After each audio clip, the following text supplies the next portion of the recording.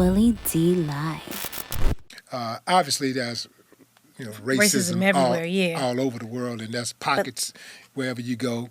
But I'm talking about overall. Yes. Overall, collectively, the people, they are a lot different. Yes.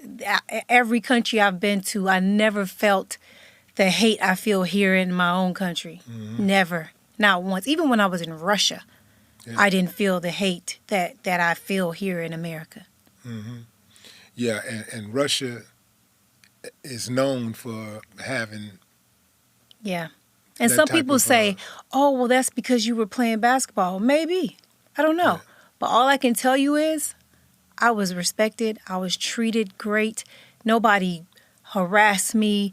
Like I'm here in America and I could get called a nigger anywhere.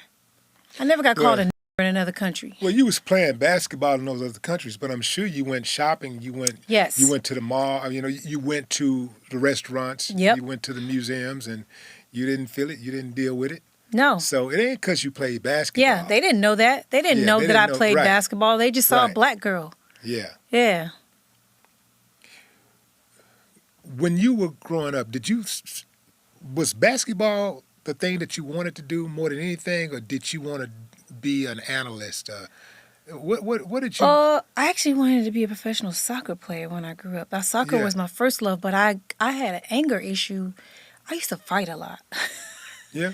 I didn't know how to control my anger. It wasn't because I just fighting. It's like when I was playing soccer, I was better than everybody else. So these girls would trip me, they would push me, they would kick me and do all these rude things, and the referees weren't ever giving them red cards or yellow cards, and I didn't know how to handle that, so I would just punch them in the face after a while. Like, I was just tired of getting treated a certain way. Mm-hmm. And I got kicked out of, like, every league in what people would know is, like, L.A. County or San Gabriel Valley. I got kicked out of so many soccer leagues. And I was just like, damn, I need to try another sport. And my uncle was like, maybe you should try basketball. And I was like, I do like the Lakers. I loved the Lakers at the time. I was a big Laker fan, but I never played basketball. This was when I was 10.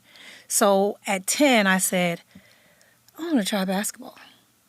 And I tried basketball. And ever since then, I said, at the time, there was no WNBA, but I knew that there was overseas basketball. And I was like, I'm going to make it overseas. That was my goal since I was 10 years old. I wanted to be a professional basketball player. I only transitioned to journalism after basketball. I decided, because my degree in college was in kinesiology and nutritional science. That's like a kind of like athletic trainer, sports trainer, nutrition trainer, stuff like that. I never used the degree. But once I retired, I wanted to be a sports journalist because when I would watch people talking about basketball and football on TV, I felt like I knew more than them. And I was like, that's easy. I can be a sports journalist. So I went and applied for a job, and they were like, do you have a degree in broadcasting and mass communication? And I said, no, but neither does this NBA player, neither does this NFL player, why did they get the job? And they were like, oh, women have to have a degree. So I went to broadcasting school and got my degree, and then became a sports journalist. So they let the men in with no credentials, with nothing.